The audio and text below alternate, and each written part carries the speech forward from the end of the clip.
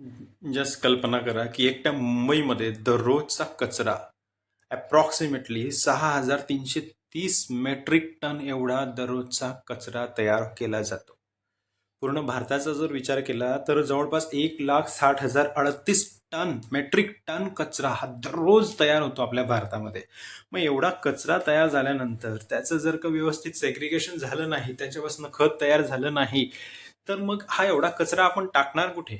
मुंबईचा जर विचार केला तर देवनारसारखं जे डम्पिंग ग्राउंड आहे ते कधीच भरलेलं आहे आणि असे प्रत्येक डम्पिंग ग्राउंड हे भरत चाललेले आहेत. जागा आपल्याकडे राहण्यासाठीच नाहीये, तर मग हा कचरा टाकणार कुठे? मग काय करायचं? मग पुणे मुंबईसारखी शहरांचा हा मोठा इश्यू आहे की जो दररोजचा जो कचरा तयार होत आहे, जे डस्टबिनमध्ये आपण कचरा टाकतो, हा कुठेतरी जाणार ना कुठेतरी स्टोअर करावा लागणार. मग या कचऱ्याची विल्हेवाट कशी लावायची?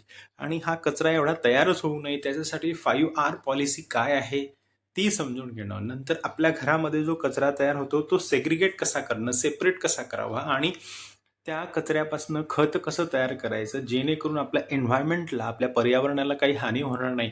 या सर्व प्रश्नांची उत्तर आज आपल्याला या लेक्चरमध्ये घ्यायची आहे. ऑफकोर्स आपला कोर्स आहे environmental education and sustainability, course code 314301 and I am Ram Patil from government polytechnic Thane. Let's see. मग आता पहिल्यांदा कॉन्सेप्ट ऑफ 5R काय आहे ते समजून घेऊया.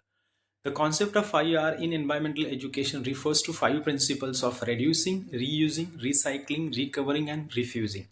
5R ही जी कॉन्सेप्ट आहे त्याच्यामध्ये जे 5 डिफरंट आर आहेत. पहिला आहे रेड्युसिंग, कमी करणं, रियुजिंग पुन्हा वापर करणं, रिसायकल करणं, रिकवरिंग म्हणजे जी काही ऑलरेडी हानी झाली आहे ती पुन्हा रिकवर करणं आणि रिफ्युजिंग म्हणजे टाळणं. ही आहे 5R पॉलिसी, ज्याच्याने आपण हा जो कचरा तयार होतो दररोजचा, तो कचरा आपण खूप आटोक्यात आणू शकतो, त्याची योग्य विल्हेवाट लावू शकतो किंवा त्यापासनं आपण काहीतरी कमावू सुद्धा शकतो. कारण तिथे एक कॉन्सेप्ट आहे वेस्ट टू वेल्थ. म्हणजे काय की कचऱ्यापासून संपत्ती म्हणजे पैसा कमवणे, ही पण एक कॉन्सेप्ट आहे. हे सर्व आपण या पूर्ण लेक्चरमध्ये बघणार आहोत. सो लेट अस सी काय आहे याच्यामध्ये. These principles aim to minimise waste. हे जे प्रिन्सिपल आहे 5R किंवा कॉन्सेप्ट, त्याच्याने पहिला आपला जो पर्पज आहे, जो एम आहे, जे आपलं ध्येय आहे ते म्हणजे आपली वेस्ट कमी करणं, कचरा कमी करणं, कन्झर्व नॅचरल रिसोर्सेस, जे काही नॅचरल रिसोर्सेस आहेत त्यांचं जतन करणं, अँड प्रमोट सस्टेनेबल लिव्हिंग, आणि शाश्वत असं आपलं लिव्हिंग स्टँडर्ड मेंटेन करणं, हे 5R कॉन्सेप्टचं ध्येय आहे. Let us see. Reduce. Reduce means to minimize the amount of waste generated by reducing the consumption of resources. This can be achieved by. Reduce म्हणजे काय? कमी करणं. आपण जे काही रिसोर्सेस वापर करतो दररोजच्या घरामध्ये किंवा आपल्या इंडस्ट्रीजमध्ये किंवा आपल्या ऑर्गनायझेशन्समध्ये, त्याचा वापर कमी करणं. मग आपण वापर कमी करणं म्हणजेच काय? Buying products in bulk to reduce packaging waste. आपल्याला माहिती आहे की आपल्याला 1 महिन्यासाठी एवढ्या ह्या गोष्टी लागणार आहेत, त्या एकचदा आणायच्या. कारण वारंवार तुम्ही त्या गोष्टी विकत घेतल्या तर वारंवार त्याच्यासाठी रॅपिंग येणार, पॅकेजिंग येणार, आणि ती पॅकेजिंग मग प्लॅस्टिकची असू शकते, कार्डबोर्डची असू शकते, पेपरची असू शकते, सिंगल यूज प्लॅस्टिकची असू शकते. मग वारंवार आपण ती जर गोष्ट आपल्याला माहिती आहे की आपल्याला वापर लागणारच आहे, होणारच आहे तो, तर आपण ती एकचदा घेणं, बल्कमध्ये घेणं गरजेचं असतं, जेणेकरून पॅकेजिंग ही कमी होणार. जसं की तुम्हाला माहिती आहे प्रोडक्शनसाठी एखाद्या मॅन्युफॅक्चरिंग युनिटमध्ये एखादी गोष्ट लागत असेल तर ती बल्कमध्ये 6 महिन्यासाठी आपल्याला जेवढे लागणार तेवढे एकदाच मागवून घेणे, जेणेकरून पॅकेजिंग वारंवार आपल्याकडे येणार नाही आणि वेस्ट जनरेट होणार नाही. म्हणजे कमी करावा तो वापर. युझिंग पब्लिक ट्रान्सपोर्ट, वॉकिंग और cycling instead of driving car. म्हणजे काय की तुम्ही जास्त व्हेकलचा वापर करायचा नाही. तुमच्या ज्या 2 व्हीलर आहे, 4 व्हीलर आहे, 3 व्हीलर त्या घरी ठेवायच्या किंवा त्या विकतच घ्यायच्या नाही, किंवा असल्या तरी त्या फक्त इमर्जन्सीसाठी वापरायच्या. आणि जर तुम्हाला दररोज ऑफिससाठी जायचं असेल तर पब्लिक ट्रान्सपोर्ट वापरायचा, जेणेकरून आपण जे कार्बन डायऑक्साईड आणि कार्बन मोनॉक्साईडचं जे एमिशन आहे ते कमी होईल, आपले कार्बन फुटप्रिंट्स कमी होतील. Using energy efficient appliances and turning off lights, electronics and taps when not in use. आपल्या घरामध्ये आपण LCD लाईट्स वापरायचे, जेणेकरून कमी एनर्जी खर्च करून आपल्याला जास्त प्रकाश मिळेल किंवा जास्त आपल्याला त्याचा उपयोग होईल. त्याचप्रमाणे आपण एवढं लक्षात ठेवलं पाहिजे की जरी घरामध्ये तुमच्या 10 खोल्या असतील, 5 खोल्या असतील, 4 खोल्या असतील, 2 खोल्या असतील, ज्या खोलीमध्ये तुम्ही ॲक्च्युली आहात त्याच खोलीतला तुम्ही लाईट जर ऑन ठेवला, किंवा तुम्ही घरच अशी बांधली की दिवसभर 12 तास, 6 तास, 8 तास तुम्हाला सूर्यप्रकाश मिळेल, तर ऑब्व्हियसली तुमची इलेक्ट्रिसिटीची बचत होईल, तुमच्या बिलाची बचत होईल. Avoiding single use plastics and opting for reusable bags and containers. काय करायचं आहे माहिती आहे का, शक्यतो सिंगल यूज प्लॅस्टिक वापरायचंच नाही. कारण वापर जर आपण त्या गोष्टीचा केला नाही तर ती गोष्ट बाजारामध्ये विकत मिळणारच नाही. हे आपल्यावरच असतं.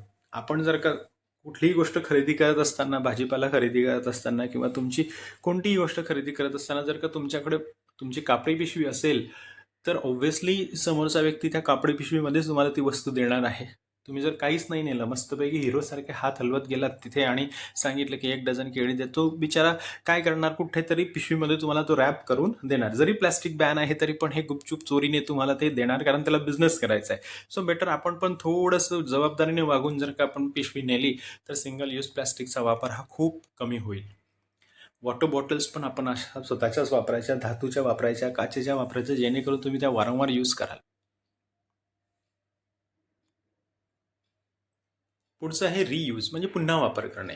Reuse means to use the item again and again instead of throwing it away. Use and थ्रोची आता सध्या खूप म्हणजे मागणी आहे. आपल्या यंग जनरेशनला तर बिलकुल त्रास नको आहे. काहीतरी आपलं काम झालं म्हणजे संपलं. एखादी गोष्ट वापरायची आणि ती फेकून द्यायची असं न करता आपण ज्या गोष्टी आपल्याकडे शक्य आहे वारंवार वापरणं, जसं की तुमच्या बॅग्स असून देत, तुमचे काही कंटेनर्स असून देत, काही वॉटर बॉटल्स असून देत, या तुम्ही वारंवार वापरायचा, जेणेकरून तुम्ही यूज अँड थ्रो न करता एकाच गोष्टीचा वारंवार वापर केला तर ती जास्त वेळ टिकून राहील तुमच्या घरामध्ये आणि जास्तीचा वापरच होणार नाही. किंवा जी गोष्ट ऑलरेडी आहे तिचाच वारंवार वापर होईल, तर ऑब्व्हियसली आपला पर्यावरणाची हानी कमी होणार आणि वेस्ट जी आहे ती क्रिएट होणार नाही. Repairing and repurposing old items instead of replacing them.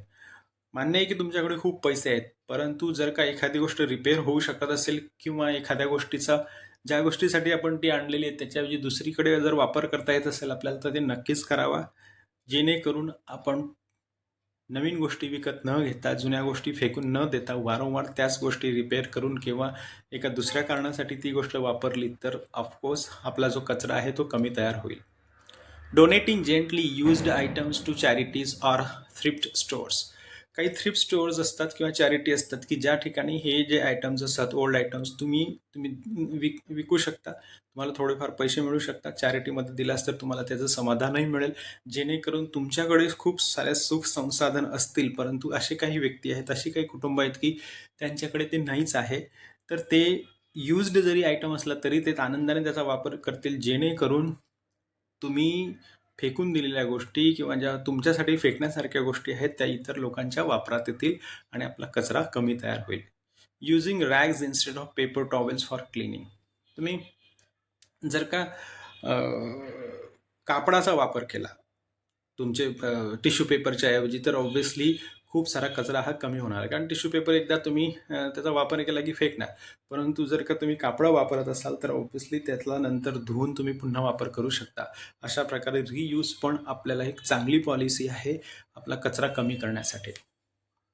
Recycle म्हणजे काय, पुन्हा पुन्हा त्या गोष्टीला आपण तापवायचं, गरम करायचं किंवा नवीन शेप द्यायचा असतं रिसायकल म्हणजे काय, convert waste into new product.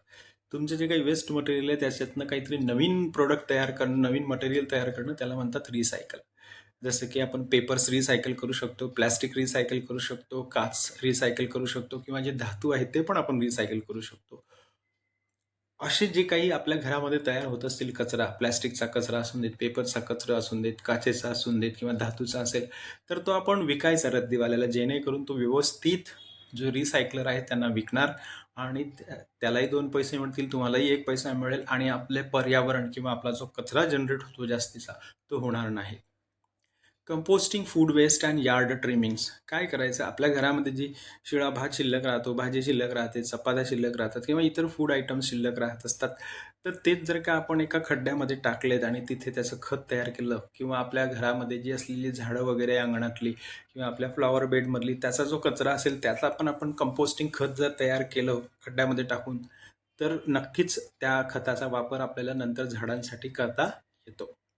Participating in community recycling programmes. जर का तुमच्या भागामध्ये, तुमच्या गावामध्ये, तुमच्या वॉर्डमध्ये, तुमच्या सोसायटीमध्ये असं रिसायकलिंगचं जो काही प्लॅन्ट असेल ना, त्यामध्ये तुम्ही पार्टिसिपेट करायचं. तुमच्या घरातला कचरा तिथे द्यायचा, जेणेकरून तुम्ही ज्या गोष्टी करू शकत नाही हे जबाबदार लोक नक्कीच करतील, जेणेकरून आपला कचरा रिसायकल होईल. Buying products made from recycled materials. तुम्ही जर का नवीन गोष्ट खरेदी करायला गेला, नवीन वस्तू खरेदी करायला गेला, तर त्या ठिकाणी जर का एखादी अशी वस्तू असेल की ती रिसायकल करून तयार केलेली असेल, तर तुम्ही आवर्जून खरेदी करा. जेणेकरून रिसायकलिंगला एक वाव मिळेल. त्या लोकांनाही समजेल की रिसायकल्ड मटेरियलचे ज्या वस्तू आहेत ते लोक जबाबदारीने घेत आहेत. तर ते नक्कीच अशा वस्तू तयार करतील जेणेकरून रिसायकलिंगची प्रोसेस चांगली होईल आणि आपला जो कचरा आहे तो कमी होण्यास मदत होईल. पुढचं आहे recover. Recover means to extract valuable resources from the waste. म्हणजे तुमचा जो कचरा आहे त्यातनं काही चांगल्या महत्त्वाच्या ज्या मूल्यवान वस्तू आहेत त्या आपण काढणे. आता जे काही कचरा वेचणारे लोक असतात, पुष्कळसे बघा तुम्ही, ते ट्रायसिकल घेऊन येत असतात. प्रत्येक कचरा कुंडी ते शोधत असतात. त्यातलं प्लास्टिक, कार्डबोर्ड्स किंवा इतर ज्या काही वस्तू, मेटलच्या वगैरे वस्तू ज्या असल्या तर ते काढून घेऊन जातात, जेणेकरून त्या गोष्टी रिसायकल होणार. म्हणजे काय, कचऱ्यातनं काही व्हॅल्युएबल किंवा मूल्यवान वस्तू ते रिकवर करत असतात. आणि हे जे लोक आहेत ना, हे खरंच पर्यावरणपूरक आहेत. त्यांना रोजीरोटीही मिळतं आणि आपल्यासारखे जे लोक कचरा करतात त्यांचं आरोग्यसुद्धा सुधारतं. परंतु हे जे लोक कचरा जमा करतात किंवा कचऱ्यातनं काही या गोष्टी शोधत असतात, प्लास्टिक किंवा कार्डबोर्ड किंवा धातू वगैरे, ऑफकोर्स त्यांच्या हेल्थवर त्याचा वाईट परिणाम होतो. सरकारने त्यांच्यासाठी काही योजना पण आणलेल्या आहेत, परंतु अंमलबजावणी 100% होत नाही. असो, मग recovering energy from waste through incineration or anaerobic digestion. Anaerobic digestion काय असतं? डिकम्पोजिशनने तुम्ही एक गॅस तयार करू शकता, इलेक्ट्रिसिटी जनरेट करू शकता, जेणेकरून तुमच्या कचऱ्यापासून जर का इलेक्ट्रिसिटी जनरेट होत असेल, गॅस जनरेट होत असेल, तर त्याचा वापर इंधन म्हणून तुम्हाला करता येतो. आणि पुणे म्युन्सिपाल्टीने मॉडेल कॉलनीमध्ये हा यशस्वी प्रयोग केलेला आहे आणि त्यामुळे त्यांना लाखोचा फायदा सुद्धा होत आहे. कारण पुणे आणि मुंबई ही अशी शहरं आहेत की जसं मी सांगितलं की तुमचा दर दिवसाचा जो कचरा आहे तो 6000+ मेट्रिक टन जर का जनरेट होत असेल, तर खूप मोठी पॉसिबिलिटी आहे की याच्या कचऱ्यापासून गॅस तयार करता येणं किंवा इलेक्ट्रिसिटी तयार करता येणं. आणि तसा प्लॅन्ट असणं खूप गरजेचं आहे. ऑफकोर्स ही काळाची गरज आहे, अदरवाईज आपण सर्वजण या कचऱ्याच्या ढिगाखाली दगाडले जाणार आहोत. त्याचे खूप सारे वाईट परिणाम आहेत, ते आपण नंतर बघू. Extracting metals and minerals from the electronic waste. आता आपण दरवर्षी मोबाईल बदलवतो, लॅपटॉप बदलवतो, आपल्या घरामध्ये खूप सारे हेडफोन्स असतात, त्याच्यानंतर तुमचे स्मार्ट वॉचेस असतात. आपण नवीन नवीन गोष्टी आल्या की नवीन नवीन घेतो आणि बाकीचे डंप करून फेकून देतो. या कचऱ्यामधनं हा जो ई कचरा आहे किंवा इलेक्ट्रॉनिक कचरा आहे त्याच्यामध्ये ते बनवत असताना जे मेटल्स किंवा काही मिनरल्स वापरले जातात ते तरी त्यातनं सेपरेट करणं, त्या वेस्टमधलं ते काढून घेणं, जेणेकरून त्यांचा पुनर्वापर आपल्याला शक्य होतो. त्याला म्हणतात recovery. Using waste as fuel resource for power generation. जसं मी तुम्हाला सांगितलं की कचऱ्यापासून इलेक्ट्रिसिटी तयार करणं, गॅस तयार करणं, बायोगॅस तयार करणं, हा प्रयोग, यशस्वी प्रयोग मॉडेल कॉलनी पुणे येथे आहे. तर आपण जर का तुम्हाला वेळ मिळाला तर नक्कीच तुम्ही भेट देऊन बघू शकता की काय, किंवा ऑनलाईन पण तुम्ही याच्याविषयी वाचू शकता. Recovering water from waste water treatment plants. जे वेस्ट वॉटर ट्रीटमेंट प्लॅन्ट आहेत त्यातनं जे काही पाणी आहे, योग्य पाणी, जे पोटेबल वॉटर आहे ते आपण काढू शकतो. कारण सर्व घाण पाणी, सांडपाणी जर का आपण नदी नाल्यांमध्ये सोडून दिलं तर ऑब्व्हियसली ते पाणी तसंच जाणार, समुद्रापर्यंत तसंच जाणार आणि आपल्याला पाणी मिळणार नाही. तर हे जे पाणी ऑलरेडी आपल्याकडे आहे निसर्गाने दिलेलं, ते आपण घाण केलंय, परंतु तेच आपण स्वच्छ करायचं, पुन्हा पोर्टेबल करायचं आणि त्याचा इंडस्ट्रीमध्ये किंवा इतर गोष्टीसाठी, कपडे धुणे वगैरे किंवा सॅनिटेशनसाठी आपण त्याचा वापर करू शकतो किंवा चांगल्या प्रकारे शुद्धीकरण करून त्याचा पिण्यासाठी पण वापर करू शकतो. So this is recover.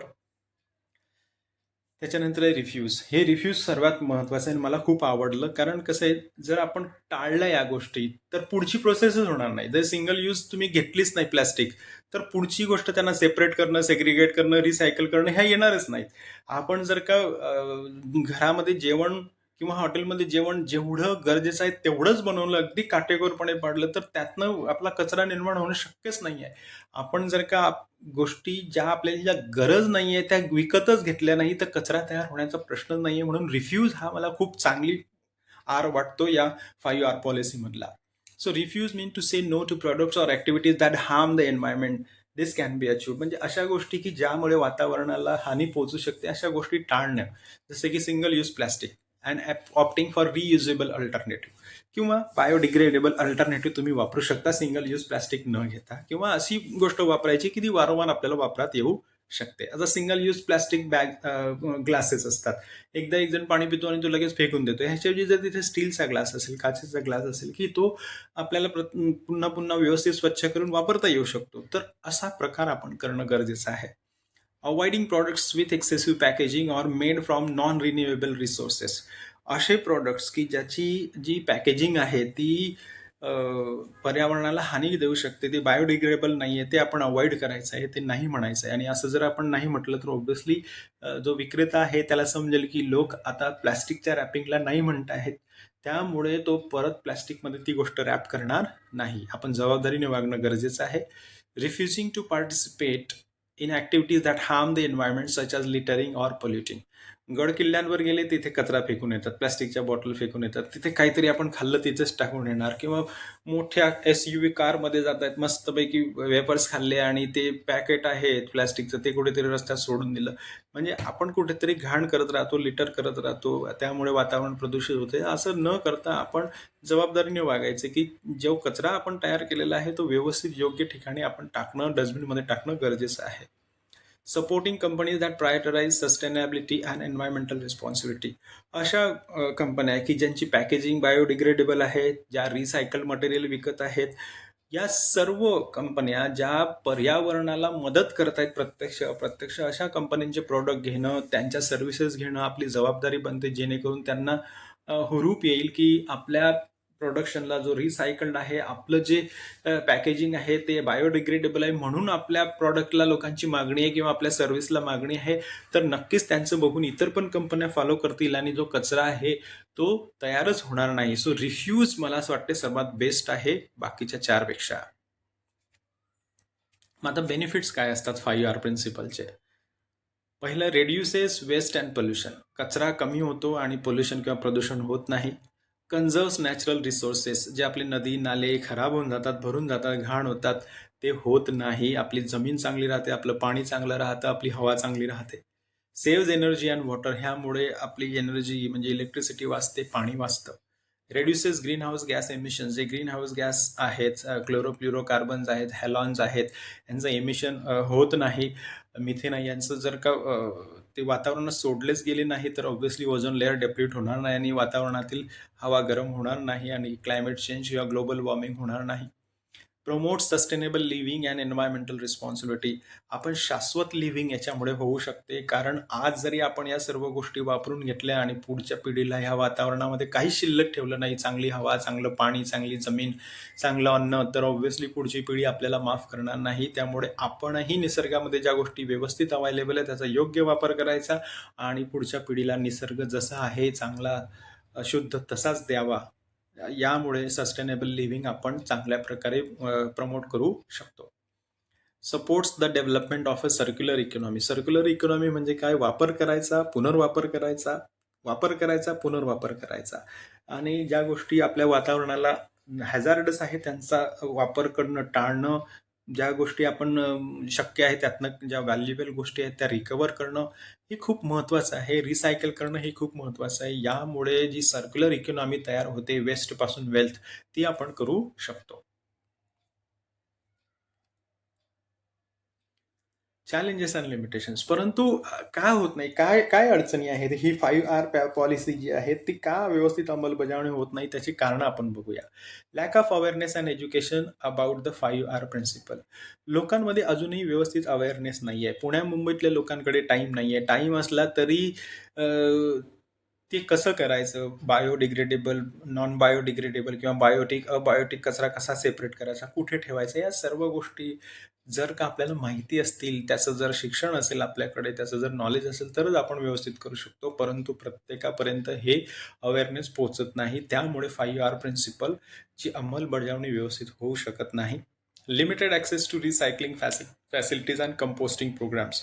इथे राहायलाच जागा नाही आहे, तर या प्लॅनसाठी लागणारी जागा कुठून आणणार, कसं तयार करणार? रिसायकलिंग फॅसिलिटीज माझ्या जवळपास अवेलेबल नाही आहे किंवा ती कुठे आहे हे मला माहितीच नाही आहे, तर ऑब्व्हियसली रिसायकल होणाऱ्या वस्तू मी तिथपर्यंत पोहोचू शकणार नाही, किंवा तिथपर्यंत पोहोचण्यासाठी जर जास्त टाईम लागत असेल तर मी टाळाटाळ करेल. या गोष्टी गरज आहे की कुठे कंपोस्टिंग म्हणजे कुठं आपल्या कचऱ्यापासून खत तयार होते हेच मला माहिती नाही. माझ्या सोसायटीत होत आहे किंवा माझ्या वॉर्डमध्ये होत आहे, माझ्या गावात होत आहे की शेजारच्या गावात होते हे पण मला माहिती नाही. आणि ते कुठे चालतात किंवा जे आहेत ते खूप लिमिटेड आहे आणि त्याच्यावर खूप जास्त बर्डन आहे, तर ते होणार नाही. त्याला खूप वेळ लागणार. High cost of implementing sustainable practices. कचरा जमा करणं, तो सेग्रिगेट करणं, त्याला रिसायकल करणं, त्याच्यापासून एनर्जी तयार करणं, त्याच्यापासून व्हॅल्युएबल गोष्टी रिकवर करणं, ह्या गोष्टीसाठी जी इन्फ्रास्ट्रक्चर लागतं त्याच्यामध्ये खूप पैसा लागतो. आणि त्यामुळे या गोष्टी करण्यास लोक झजावत नाही किंवा टाइम लागतो, त्यामुळे या गोष्टी करण्यास झजावत नाहीत लोक. Resistance to change from individuals and organizations. काही काही कंपन्या अशा असतात किंवा काही सोसायटी अशा असतात किंवा काही घरातली लोक असे असतात की ते चेंज ऍक्सेप्ट करायला तयारच नाही होत. ते म्हणतात म्हणजे बापजाद्यापासून आम्ही इथेच कचरा टाकतोय आणि असाच टाकतोय, तुम्हाला काय करायचंय, आणि भांडणं करतात. असे होऊ शकतं. त्यामुळे सुद्धा 5R पॉलिसी व्यवस्थित इम्प्लिमेंट होत नाहीये.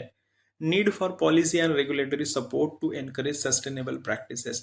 कसे नियम आहेत की तुम्ही कचरा सेपरेट केला पाहिजे, नियम आहेत की तुम्ही सिंगल यूज प्लास्टिक वापरलं नाही पाहिजे, नियम आहेत की तुम्ही बायोडिग्रेडेबलच गोष्टी वापरल्या पाहिजेत. परंतु आपण काय करतो माहिती आहे का, आपल्याला माहिती आहे आपण रस्त्यावर जरी कचरा फेकला, आपला कचरा सेपरेट किंवा सेग्रिगेट जरी नाही केला तरी पण आपल्याला कोणी काही करणार नाही. आणि समजा एखाद्याने पकडलंच तर त्याला काहीतरी चिरीमिरी देऊन, अशा करप्ट लोकांना चिरीमिरी देऊन आपण आपलं काम धकवून घेतो. या गोष्टीमुळे काय होतंय माहिती आहे का, 5R पॉलिसी इम्प्लिमेंट व्यवस्थित होत नाहीये. Segregation of waste. आता जो काही कचरा तयार होतो त्याला सेग्रिगेट कसा करायचा, सेग्रिगेट म्हणजे सेपरेट कसा करायचा. Segregation of waste is a process of separating different types of waste into distinct categories to facilitate their proper disposal, recycling or reuse. This process is crucial for protecting environment, conserving natural resources, reducing the negative impact of the waste on the human health. की कोणत्या गोष्टी म्हणजे प्लॅस्टिकच्या गोष्टी वेगळ्या, धातू, काच जे रिसायकल होऊ शकतात अशा कचरा वेगळा काढायचा.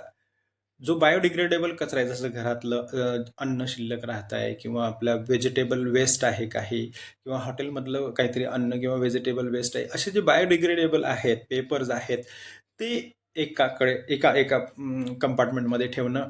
आणि काही गोष्टी अशा असतात की त्यांचा वापर रियूज होऊ शकतो, जसं काही खराब सायकल झाली किंवा ट्रायसायकल झाली, लहान मुलांसाठी पाळणा आणलेला असतो आपण, लहान मूल मोठं झाल्यानंतर मग त्याचं काय करायचं, त्याचं रियूज करू शकतो, दुसऱ्यांना देणं, चॅरिटी करणं. किंवा जे ऑनलाईन पण तुम्ही आजकाल ते विकू शकतात, तुम्हाला 2 पैसे त्याचे मिळू शकतात, तशी प्रोसेस आहे. OLX सारख्या ज्या कंपन्या आहेत त्या तुम्हाला नक्कीच ह्याच्यामध्ये मदत करतात. तर या सेग्रिगेशनमुळे काय होतं माहिती आहे का, की व्यवस्थित रिसायकलिंग करण्यासाठी वेगळे आयटम्स मिळतात. असे आयटम्स आहेत की ते आपण रियूज करू शकतात, ते वेगळे मिळतात. असे आयटम्स की जे बायोडिग्रेडेबल आहे त्याच्यापासून खत तयार होतं ते सेपरेट होतात. म्हणजे जो यंत्रणा आहे त्याच्यावर पडणारा ताण कमी होतो. म्हणून सेग्रिगेशन करणं खूप गरजेचं आहे. त्यामुळे आपल्या वातावरणाची हानी होणार नाही, त्याचं रक्षण होईल, जे नॅचरल रिसोर्सेस आहेत आपले त्यांचं पण जतन होईल, आणि जो वातावरणावर किंवा मानवी जीवनावर किंवा आरोग्यावर जो परिणाम होतो आणि इकोसिस्टमवर जो परिणाम होतो तो होणार नाही. Why segregation reduces pollution. Of course pollution होत असतं. जर का तुम्ही या सगळ्या गोष्टी एकत्र टाकल्या तर त्या सेपरेट करणं, सेग्रिगेट करणं, मग त्यांची पुढे विल्हेवाट लावणं, ह्या खूप टाइम कन्झ्युमिंग आहे. आणि दररोज जर का 6,000 प्लस मॅट्रिक टन कचरा तयार होत आहे, तर एवढा तुम्ही एकत्र तयार केला सगळ्या गोष्टी, तुमचा कचरा एकत्र आहे, प्लास्टिक पण एकत्र आहे, धातू पण एकत्र आहे, काच पण एकत्र आहे, तुमच्या सगळ्या गोष्टी एकत्रच आहे, तुमच्या घरातील कचरा, अन्न वगैरे सगळं एकत्र आहे. तर ते कसं होणार, कसं सेपरेट करणार, यंत्रणेपुढे हा खूप मोठा यक्ष प्रश्न आहे. आणि जर का आपण ते व्यवस्थित आपल्या घरापासूनच जर का आपण सेपरेट करून दिलं तर पुढे त्यांची विल्हेवाट लावणं खूप सोपं जातं. रिसायकलेबल ॲटम्स रिसायकलिंगसाठी चालत जातात. ज्या गोष्टीपासून खत तयार होऊ शकतं ते तुमच्या बायोगॅसच्या प्लॅन्टकडे नेले जातात. त्याचप्रमाणे ज्या गोष्टी परत परत वापरू शकतो आपण त्या गोष्टी इतरांना दिल्या जातात. या सर्व गोष्टी लवकर होऊ शकतात जर आपण सेग्रिगेशन केलं तर, आणि इन अ वे आपलं पोल्युशन होणार नाही. Conserves natural resources. We can recover valuable resources such as paper, plastic, glass, metal, which can be recycled and reused, reducing the need for extracting and possessing raw materials. म्हणजे काही गोष्टी बनवण्यासाठी प्लास्टिकची गरज असते, काचेची गरज असते, इतर धातूंची गरज असते, पेपरची गरज असते. तर त्याच आपण जर व्यवस्थित सेपरेट करून रिसायकलिंगसाठी दिल्या, तर त्या योग्य ठिकाणी रिसायकल होतील आणि योग्य व्यक्ती ज्याला रॉ मटेरियलची गरज असते, पेपर, प्लास्टिक, ग्लास आणि मेटल, त्यांना त्या विकता येतील. म्हणजे तुमची वेस्टपासून वेल्थ पण जनरेट होईल आणि यावरून सर्व जे नॅचरल रिसोर्सेस आहेत त्यांच्यावरचा ताण कमी होईल आणि त्यांचं संवर्धन होईल. रेड्युसेस ग्रीन हाऊस गॅस एमिशन्स. जर का आपण वेस्ट व्यवस्थित मॅनेज केली, व्यवस्थित रिसायकल केली, रेड्यूस केली, तर जे आपण नदी नाल्यांमध्ये जे कचरा पडून राहतो तिथेच तो कुजत असतो, त्याच्यातनं मिथेन सारखे वायू तयार होत असतात, ते होणार नाही आणि त्याची व्यवस्थित बायोगॅसमध्ये त्याचं डिकम्पोजिशन करून आपण त्याच्यापासून बायोगॅस तयार करू शकतो, त्याच्यापासून इलेक्ट्रिसिटी जनरेट करू शकतो. परंतु ते योग्य ठिकाणी या गोष्टी गेल्या पाहिजे. जर का त्या अशाच आपण उघड्यावर फेकून दिल्या तर त्या डिकम्पोज होतील, त्याच्यात मिथेन सारखे जे ग्रीन हाऊस गॅस आहेत ते तयार होतील आणि आपलं वातावरणात हीट वाढेल, उष्णता वाढेल आणि ग्लोबल वॉर्मिंग आणि क्लायमेट चेंज सारखे महाभयंकर परिणाम आपल्या वातावरणावर होतील, हे सर्वांना माहिती आहे. जर आपण सेपरेट केलं तरी ते होणार नाही आणि ग्रीन हाऊस गॅस एमिशनच जर झालं नाही तर वातावरणातली उष्णता वाढणार नाही. Saves energy. Recycling and reusing waste can save energy. रिसायकलिंगमुळे आणि रियुजिंगमुळे म्हणजे प्लॅस्टिक तयार करण्यामध्ये जेवढी एनर्जी लागते किंवा एखादा मेटल तयार करण्यासाठी जी एनर्जी लागते ती आपली वाचणार, कारण ऑलरेडी आपल्याकडे जो प्लॅस्टिक आहे आणि मेटल्स आहे किंवा तुमचे काच आहेत, तर तुम्ही त्याचाच फक्त रिसायकल म्हणजे काय, त्यांना वितळून फक्त नवीन शेप देणं गरजेचं असतं. त्यासाठी कमी एनर्जी लागते आणि त्यामुळे आपल्या इलेक्ट्रिसिटीचा पण आपण सेव्ह करू शकतो किंवा जतन करू शकतो. Protects human health. जे लोक डम्पिंग ग्राउंडच्या आजूबाजूला राहतात, कचरा वेचतात, त्यांचं जे आयुर्मान आहे ते 35 ते 36 वर्षापर्यंत लिमिटेड होऊन गेले. त्यांना वेगवेगळे आजार होत आहेत, त्यांना स्किनचे आजार होत आहेत, त्यांना लेप्रोजी सारखे आजार होत आहेत, त्यांना क्षयसारखे म्हणजे टीबी सारखा आजार होत आहेत, त्यांना पूर्ण मॉस्किटो रिलेटेड डेंगी, चिकनगुनियासारखे आजार होत आहेत. या सर्व गोष्टी म्हणजे जसं कॉलरा झाला, या सर्व गोष्टी त्यांना होत असतात. त्याच्यामुळे त्यांचं जे वयोमान आहे ते पण कमी झालेलं आहे. त्यामुळे लक्षात ठेवा, जर का आपण व्यवस्थित कचरा सेग्रिगेट केला तर मानवी आरोग्याचा प्रश्न तयार होणार नाही. आपली वायू, आपली सॉईल, आपलं पाणी हे सर्व शुद्ध राहील आणि त्यामुळे आपलं हेल्थ सुधारण्यास मदत होईल.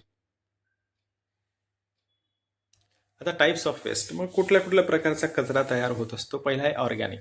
Food waste, garden waste and other biodegradable material that can be composed or aerobically digested to produce energy. म्हणजे बायोगॅस तयार करता येतो किंवा जे व्यवस्थित डिग्रेड होऊन त्याच्यापासून खत तयार होते, असा कचरा जो असतो तो ऑर्गॅनिक कचरा असतो. जसं की तुमच्या घरातलंच किचनमधला कचरा असून देत, तुमचं व्हेजिटेबल कापल्यानंतर जे शिल्लक राहिलेला कचरा असून देत किंवा तुमचं जेवण असून देत, पेपर असून देत, या सर्व गोष्टी बायोडिग्रेडेबलमध्ये असतात. तुमच्या गार्डनमध्ये तुम्ही जी स्वच्छता करणार, जे झाडं आहे त्याची ट्रिमिंग केल्यानंतर तयार झालेला जो कचरा असतो तो सर्व ऑर्गॅनिक वेस्टमध्ये येतो.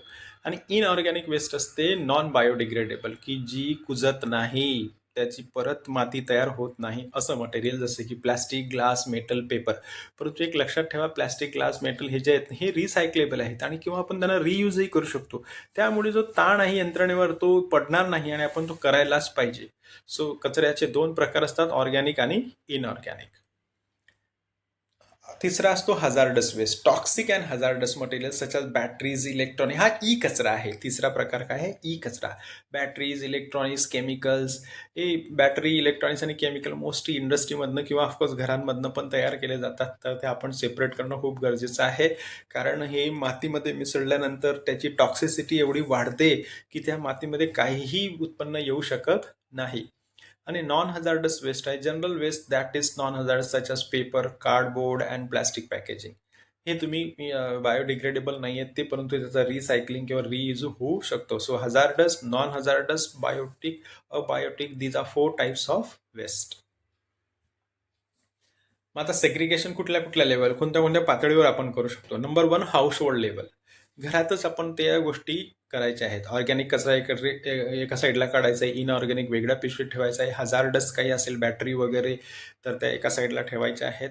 आपण स्वतः काळजीने ह्या घ्यायच्या जेणेकरून प्रत्येक सोसायटीमध्ये अशा सेपरेट सेपरेट 4 जर का वेगवेगळ्या डस्टबिन असतील, त्याच्यामध्ये एक असेल ऑर्गॅनिक, दुसरं असेल इनऑर्गॅनिक, तिसरं असेल हजारडस, चौथं असेल नॉन हजारडस, असं जर का किंवा सुका कचरा, ओला कचरा जर आपण व्यवस्थित आपल्या घरातच हे सगळ्या गोष्टी केल्या तर यंत्रणेवरची पुढचा जो ताण येतो, जो टाइम लागतो, जो पैसा लागतो ते होणार नाही.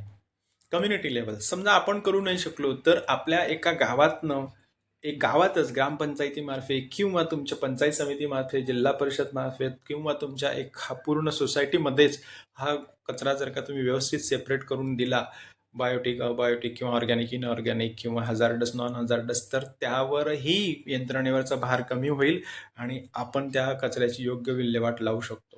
आणि तिसरी पातळी आहे industrial level. Segregation of waste at the industrial level involve separating waste generated during industrial process such as manufacturing, construction, mining, managing. म्हणजे जे इंडस्ट्रियल बेल्ट आहे, इंडस्ट्री एरिया आहे, त्यामध्ये मॅन्युफॅक्चरिंग युनिट असतील किंवा जे काही कंपन्या असतील त्या कंपन्यांमध्ये जो तयार होतो कचरा त्यांनी तो सेपरेट करणं गरजेचं आहे, जेणेकरून या कंपन्यांमधनं जेव्हा तो कचरा उचलला जाईल म्युन्सिपाल्टीकडनं किंवा पंचायत समितीकडनं किंवा ग्रामपंचायतकडनं तर त्यांच्यावरचा ताण कमी होईल आणि स्ट्रेट अवे रिसायकलेबल कचरा रिसायकल युनिटकडे जाईल. ज्या कचऱ्यातनं खत तयार होऊ शकतं, बायोगॅस किंवा इलेक्ट्रिसिटी जनरेट होऊ शकते, तो त्या प्लॅन्टकडे आपल्याला डायरेक्ट पाठवता येईल. यावरनं असं होईल की यंत्रणेवरचा, मशीनवरचा सर्व आपला वाचेल, आपला सर्व वेळ वाचेल. त्यामुळे आपण ते करणं गरजेचं आहे. Methods of segregation. Source segregation. Segregation of waste at the source such as household, commercial establishment and institutions to prevent mixing different types of waste. घर जिथून तयार होतो हा कचरा तिथेच सेपरेट करणं.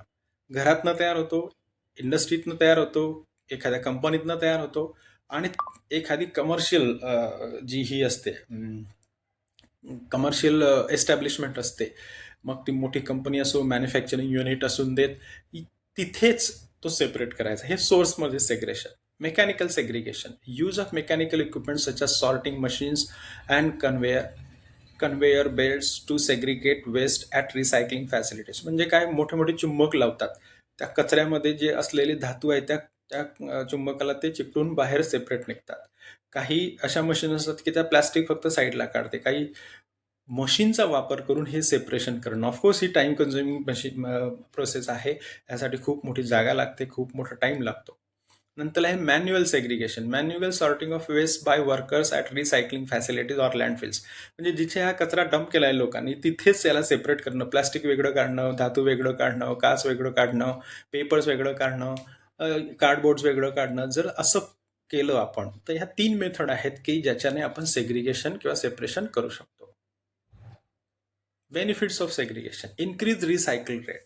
कारण वेळच लागत नाही, लवकर रिसायकलिंग होणार. रिसायकलिंग मटेरियल ऑलरेडी आपण असंच जमा केलं आहे की प्लॅस्टिक मटेरियल, काचेचं मटेरियल, त्याच्यानंतर इतर कार्डबोर्ड्स वगैरे जे आपण रिसायकल करू शकतो ते आपण सेपरेटच जमाच तसं केलेलं आहे लोकांकडनं, सोर्सकडनं. तर त्याला कमी वेळ लागेल आणि पटकन ते रिसायकल होईल. Reduce waste send to landfill. आणि या सेपरेट केल्यानंतर ज्या गोष्टी शिल्लक राहतात त्याच फक्त लँडफिल म्हणजे काय, जिथे उतार असेल, खड्डे असतील तिथे लेवलिंगसाठी आपण पाठवू शकतो, जसं देवनारमध्ये आपण पाठवतो मुंबईत. Conservation of natural resources.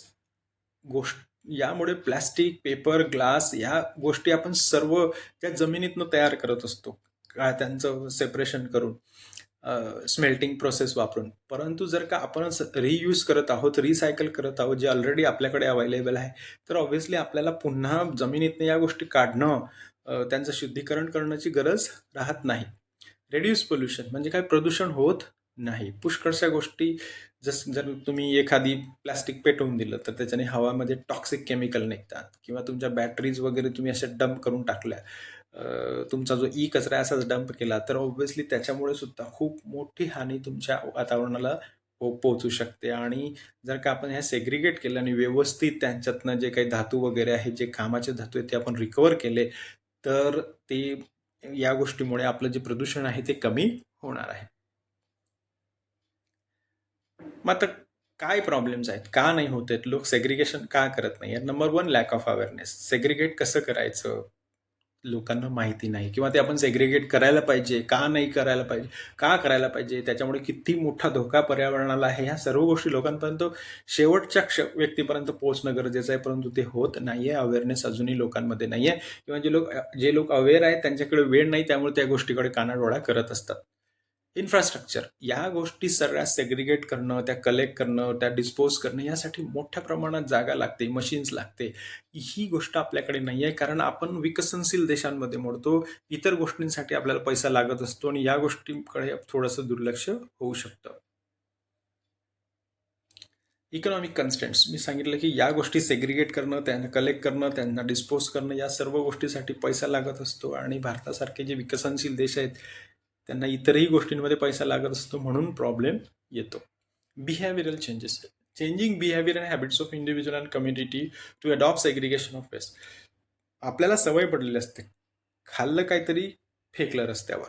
ही सवय मोडायला खूप उशीर लागू शकतो किंवा लोक जबाबदारीने वागत नाही, कारण लोकांना माहिती आहे की आपण काहीही केलं तरी काही फरक पडत नाही.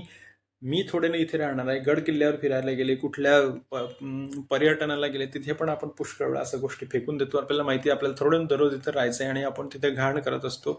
जिथे मनुष्य तिथे घाण, असं काहीतरी वैशिष्ट्य तयार झालेलं आहे. ह्या जी आपली वागणूक आहे किंवा आपली जी सवयी आहेत त्या बदलणं खूप गरजेचं आहे. त्या जर बदलल्या नाहीत तर ऑब्व्हियसली सेग्रिगेशन करता येणार नाही.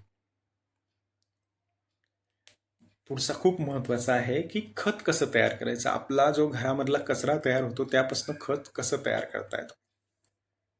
कंपोस्टिंगने आपण खत तयार करतो. एक खड्डा तयार करावा लागतो, त्यामध्ये आपल्या घरातील भाजीपाला शिल्लक राहिलेलं अन्न किंवा पेपर वगैरे हे कापून आपण त्या खड्ड्यामध्ये टाकायचे, कापून वगैरे आपण त्या खड्ड्यामध्ये टाकायचे आणि त्यातनं आपण खत तयार करायचं. ही याची पद्धत आहे. माझा बेनिफिट्स काय असतात त्या खत तयार करण्यामुळे. एक आहे रेड्युसेस वेस्ट, यामुळे कचरा कमी होतो.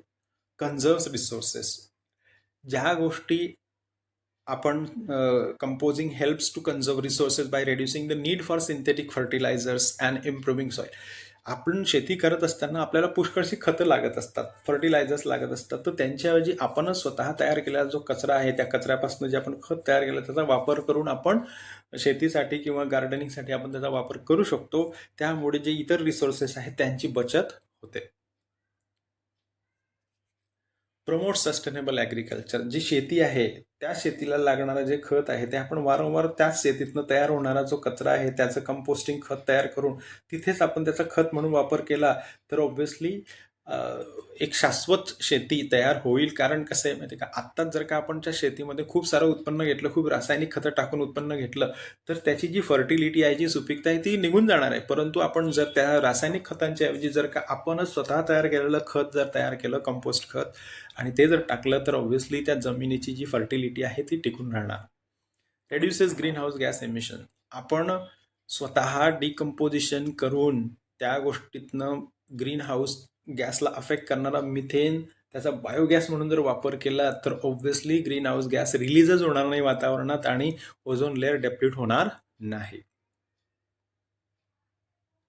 मग टाइप्स ऑफ डोमेस्टिक वेस्ट काय काय असतं. फूड वेस्ट, जे व्हेजिटेबल आपण कापतो किंवा साली काढतो गाजराच्या किंवा इतर गोष्टीच्या, त्याचप्रमाणे फळांच्या साली असतात किंवा काही आपण जेवण शिल्लक राहतं ते, ह्या सर्व गोष्टी फूड वेस्टमध्ये येतात. Yard trimming. यार्ड ट्रिमिंग म्हणजे काय की आपला गार्डनिंग करत असताना झाडांची पानं, फुलं जी गळलेली असतात किंवा फांद्या असतात त्याला म्हणतात यार्ड ट्रिमिंग.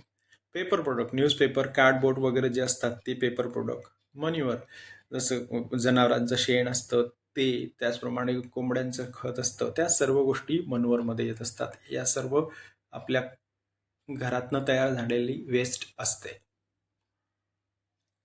मग steps involve in creating manoeuvre. मग कशा पद्धतीने कुठल्या पायऱ्या आहेत की ज्याच्यातनं आपण खत तयार करू शकतो. पहिल्यांदा कलेक्शन. या सर्व गोष्टी आपण पहिल्यांदा कलेक्ट करणं, त्या सॉर्ट करणं, ऑर्गॅनिक इनऑर्गॅनिक सगळ्या सॉर्ट करणं, सेपरेट करणं. त्याच्यानंतर तिसरी पद्धत आहे श्रेडिंग, जर मोठे मोठे कार्डबोर्ड्स असतील, पेपर असतील, तर ते त्याच्या चिंध्या करायच्या, त्याचे छोटे छोटे तुकडे करायचे. मिक्सिंग म्हणजे काय, आपण व्यवस्थित सगळ्या गोष्टी मिक्स करायच्या, जमिनीमध्ये किंवा मातीमध्ये ते खड्ड्यामध्ये टाकायचं, जेणेकरून तुमचा जो कंपोस्ट पाईल तयार होईल तो व्यवस्थित तयार होईल. त्याच्यानंतर पुढचं आहे एरेशन. एरेशन म्हणजे काय, तुम्ही जो खड्डा तयार केलेला आहे त्याच्यामध्ये हवा पण तेवढीच व्यवस्थित गेली पाहिजे, जेणेकरून त्या गोष्टीचं डिकम्पोजिशन लवकर होईल आणि लवकर तुम्हाला खत मिळेल. Monitoring the compost soils temperature, moisture, carbon to nitrogen ratio to ensure optimal decomposition. म्हणजे काय की तो जो खड्डा असेल त्याचं टेम्परेचर योग्य तेच असलं पाहिजे, त्यात पाण्याचं प्रमाण योग्य असलं पाहिजे, जेणेकरून लवकर डिकम्पोजिशन होईल आणि चांगलं डिकम्पोजिशन होऊन आणि तुम्हाला चांगलं खत मिळेल. Turning the compost pile regularly to ensure that all materials are decompose. म्हणजे खाली वर करणे. तो खड्डा आहे तो तुम्ही खोदल्यानंतर त्यात सगळ्या गोष्टी मटेरियल टाकल्यानंतर त्या मटेरियल आपण हलवत राहणे. खालचं मटेरियल वर आलं पाहिजे, वरचं मटेरियल खाली गेलं पाहिजे, जेणेकरून व्यवस्थित तुमचा जो खत आहे ती तयार होईल आणि डिकम्पोजिशनला काही बाधा येणार नाही. Examples of creating manure from domestic. एक एक्झाम्पल आहे. A family collects their food waste, such as fruit, vegetable peels, and adds it to their compost pile. They also add shredded newspaper and cardboard to the pile to provide carbon-rich material. After several weeks, the compost is ready to use as a natural fertilizers. तुमच्या घराच्या समोर एक छोटासा खड्डा तयार करायचा. तुमच्या घरामध्ये जेवढंही बायोडिग्रेडेबल मटेरियल तयार होतं ते टाकायचं. थोड्या दिवसांनी तुम्हाला एक नॅचरल फर्टिलायझर म्हणजेच खत तुमच्या उपयोगात येण्यासाठी, गार्डनसाठी तुम्ही ते तयार करू शकता. त्याचप्रमाणे तुमच्या गार्डनमध्ये तयार होत असलेला कचरा, जसं की पानं असतात, फुलं असतात किंवा फांद्या असतात, या सर्व तुम्ही एका खड्ड्यात टाकायचे आणि त्याच्यापासून पण तुम्ही काही वीकमध्ये चांगल्या प्रकारे खत तयार करू शकता. तुमचं पेपर प्रोडक्टचं पण तसाच प्रकारे तुम्ही खड्ड्यामध्ये टाकून व्यवस्थित त्याचं खत तयार करू शकता. मग आता प्रॉब्लेम काय, अडचणी काय आहे? पहिला आहे स्पेस, जागा. मुंबईसारख्या शहरांमध्ये जागाच नाही. आपण किती वर गेलोय, 20 मजले, 40 मजले, 50 मजले, जागाच नाही आहे या गोष्टी करण्यासाठी. कुठे खड्डा खोदाल तुम्ही? आता सोसायट्यांमध्ये इथे वाहनं पार्क करायला जागा नाही आहे, लोक मारामाऱ्या करतायत, भांडणं करतायत आणि त्याच्यामध्ये कंपोस्टिंगसाठी एखादा खड्डा तयार करणं म्हणजे खूप मोठं चॅलेंज आहे. दुसरं ओडर, म्हणजे इतका घाण वास येतो त्याचा, आणि घाण वास आल्या कारणाने कोणीही तो खड्डा तयार करू देत नाही. पुढची गोष्ट आहे पेस्ट. माशा असतात किंवा इतर उंदीर असतात किंवा घुशी असतात किंवा इतर काही जे इन्सेक्ट्स असतात ते या खड्ड्याकडे अट्रॅक्ट होत असतात. त्यामुळे सुद्धा खूप त्रास होतो. Contamination. Composting can be contaminated by non compostable material such as plastics and metal. जर का तुमच्या खड्ड्यामध्ये काही प्लास्टिक्स वगैरे किंवा काही धातू किंवा मेटल्स किंवा बॅटरीज वगैरे तुम्ही टाकली तर त्याच्यामुळे व्यवस्थित चांगलं कंपोस्ट खत तयार होत नाही आणि त्याच्यामुळे जमिनीचं पण पोल्युशन वाढतं. अशा प्रकारे आपण कंपोस्टिंग, जो घरातला कचरा तयार होतो तो कसा तयार करतात, त्याच्याप्रमाणे त्याच्यातनं खत कसं तयार करतात, त्याचप्रमाणे आपल्या सेपरेट कसा करायचा, कुठले चॅलेंजेस आहेत या कचरा कलेक्ट करण्याचे, सेपरेट करण्याचे, या सर्व गोष्टी याच्यामध्ये बघितलेल्या आहेत. आय होप की तुम्हाला हे समजलं असेल. ह्याच्यावर आपल्याला एक चांगला प्रॅक्टिकल पण करायचा आहे. मी तुम्हाला नक्कीच त्याच्यामध्ये सांगेल की तुम्ही काय करायचं आणि कसं करायचं आहे. तुर्तास या गोष्टी सर्व समजून घ्या. या प्रत्येकावर असलेले MCQs मी तुम्हाला थोड्या दिवसात देणार आहे. All the very best.